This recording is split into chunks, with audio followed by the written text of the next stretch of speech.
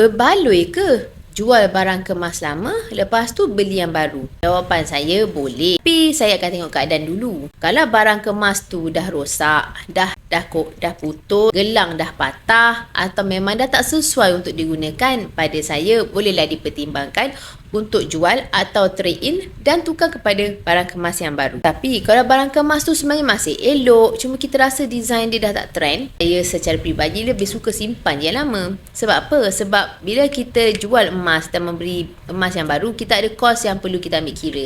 Ada perbezaan antara harga beli dengan harga kedai membeli semula. Dan untuk barang kemas baru pula, mungkin ada upah atau premium.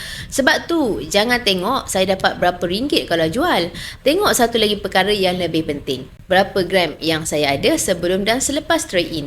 Contohnya, dulu kita ada barang kemas 10 gram. Kita jual hari ni.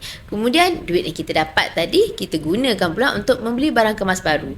Disebabkan harga emas semasa ada spread, upah atau premium, tak semestinya kita boleh dapat balik dengan 10 gram yang sama. Mungkin dapat 9 gram, mungkin dapat 8 gram, mungkin kurang lagi. Bergantung pada harga dan kos ketika transaksi. Nampak tak?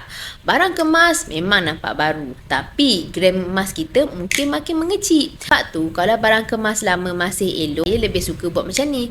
Emas lama, simpan. Nak emas baru, kumpul lah yang baru. Jangan korbankan aset lama semata-mata nak kejar design terbaru. Kalau saya nak beli barang kemas baru, salah satu cara yang saya gunakan adalah kumpul emas sedikit demi sedikit melalui akaun emas Gap. RM100, RM200, RM300, ikut kemampuan je.